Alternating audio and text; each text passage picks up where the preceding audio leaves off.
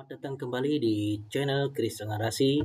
Kali ini saya akan sharing ya terkait dengan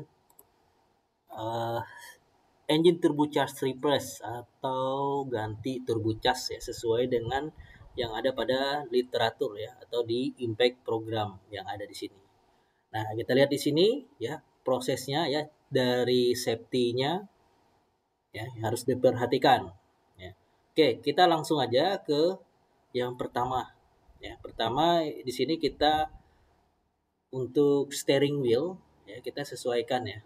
Kita sesuaikan di sini, kita arahkan ke sebelah kanan ya. Tapi ini disesuaikan ya. Ada yang perlu, ada juga yang nggak perlu ya kan. Yang pasti di sini posisi handle speed netral, kemudian parking brake pasti aktif. Ya, kemudian di sini kita lanjut untuk melakukan pengecekan pada kabin. Ya, kita perhatikan ya. Nah, untuk pengecekan kabinnya sudah disesuaikan ya. Mungkin dari video-video sebelumnya Anda bisa lihat ya cara mengangkat kabin ya, baik secara elektrik maupun secara manual ya. Yang pertama di sini kita lepas ya sound baffle plate. Yes. Nah, jadi kalau di unit-unit baru ini masih terpasang ya. Jadi sebagai peredam suara engine. Kemudian pertama kita lepas juga ya klem-klem hose. Ini klem-klem hose untuk bagian dari air cleaner ya, ini dilepas ya duanya, bagian nomor 1 dan nomor 2 ini harus dilepas. Kemudian setelah itu lepas bagian pipanya ya.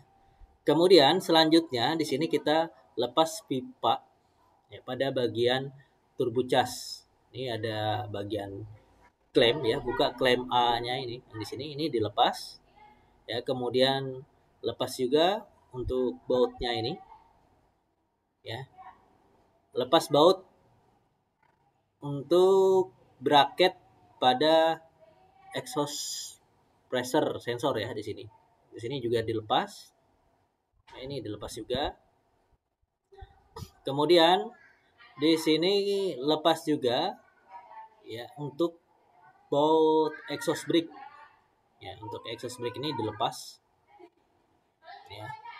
Nah, dilepas, kemudian klemnya juga dilepas ya untuk pada bagian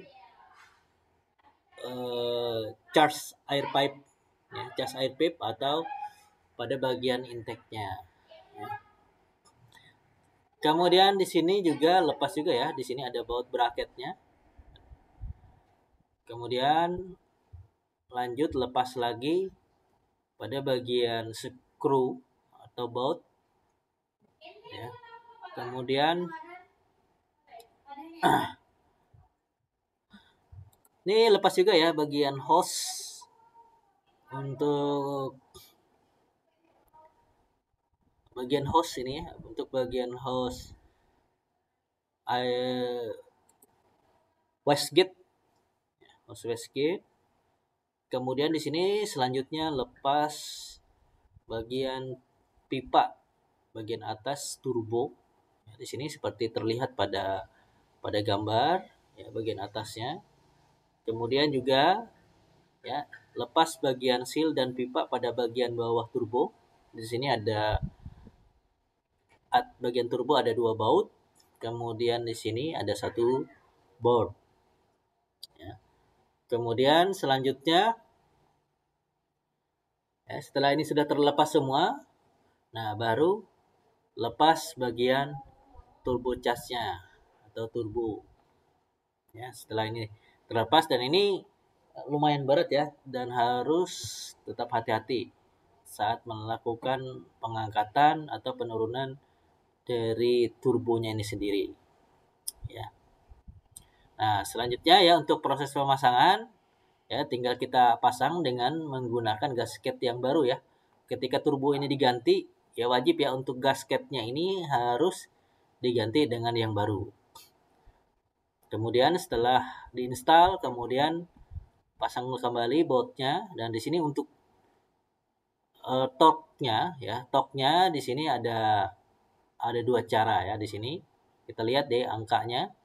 Ya, di sini untuk 1 sampai 4 di sini 20 plus minus 4 Newton meter. Kemudian yang kedua ya baru ditok lagi 48 plus minus 8. Jadi ada 2 step cara melakukan pengetokan pada bagian turbocharge ya. Dan selanjutnya di sini memasang ya bagian pipe pada bagian bawah. Dari sini harus benar-benar bersih. Nah, baik gasket maupun o-ring diusahakan di sini menggunakan part yang baru ya di sini.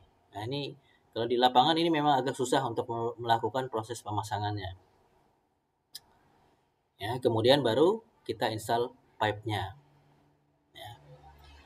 Kemudian di sini untuk toknya yang pada bagian bawah di sini sama seperti tadi ya. Di sini untuk yang skru 1 ya, ini yang pertama. Ini toknya 12 Newton, kemudian yang kedua 24. Kemudian kembali lagi ke yang satu itu adalah 24 Newton meter. Jadi ini ada 2 step. Jadi supaya benar-benar rata ya untuk proses pengencangannya sehingga tidak terjadi kebocoran oli. Nah, jadi ada 2 step untuk melakukan pengencangan. Dan wajib diperhatikan juga pada saat pemasangan turbo baru, untuk yang turbo baru di sini harus menggunakan oli ya, harus dilumasi terlebih dahulu. Ya, seperti yang ada pada gambar ini. Setelah ini kita lumasin, kemudian kita putar. Ya, untuk bagian turbinnya ya atau bagian impellernya. Ya, seperti ini, seperti terlihat pada gambar. Nah, selanjutnya baru kita install atau pasang pipa pada bagian atas turbo. Ya. Nah, setelah semuanya sudah terpasang, nah kemudian baru kita tok. Ya, di sini toknya yang pertama adalah 1 dan 2 ini adalah 10 Newton meter, kemudian di angle ya, di angle 60 derajat. Ya, ini adalah stepnya. Ya, seperti ini ya, 1 dan 2 ini. Nah, lanjut, kemudian baru kita pasang lagi kembali untuk hose wasket-nya. Ya, ini sudah dipasang ya, baut dari wasket tadi dipasang. Ya, kemudian, nah ini untuk pada bagian klemnya, ini harus kita lumasi juga. Ya, untuk mempermudah proses pemasangannya nanti. Ya, kemudian kita install bagian V-clamp-nya pada bagian jalur intercooler ya, pipa intercoolernya ini kita pasang kembali. Ya. Kemudian pastikan posisinya ini sudah sesuai atau sudah benar. Ya.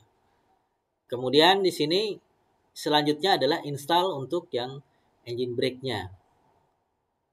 Ya, untuk bagian engine brake-nya ini diinstal, dan pada saat melakukan penginstalan pastikan ya untuk posisi klaimnya dan ini sudah sesuai ya dengan tanda ya atau marking yang ada pada bagian samping antara engine brake dengan turbo charge ini.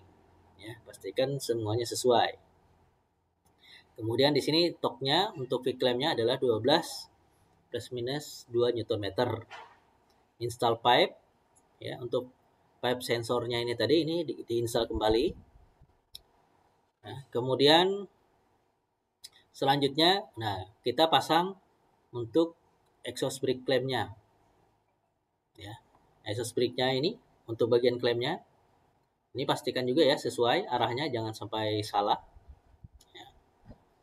Lanjut, kemudian baru kita pasang ya untuk pipe yang dari air cleaner yang menuju ke turbo. Ya.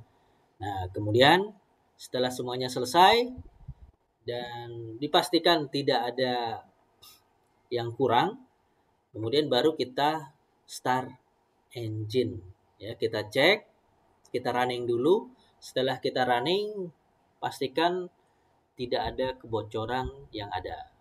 Ya, nah setelah tidak ada kebocoran, baru kita install kembali untuk sound baffle-nya. Nah, selanjutnya kabinnya kita kembalikan. Ya, kita turunkan kabinnya dan kemudian bisa kita cek juga ini menggunakan VTT ya atau Volvo Tech Tool. Ini untuk melakukan kalibrasi ya. Kalau yang unit Volvo yang menggunakan VGT ya atau variabel geometrik turbo. Jadi harus dikalibrasi. Tapi kalau yang konvensional yang tidak mempunyai VGT itu tidak perlu. Saya rasa tidak perlu ya. Mungkin itu saja ya terkait dengan cara melakukan remove install turbo pada unit Volvo FH maupun FM seri 4.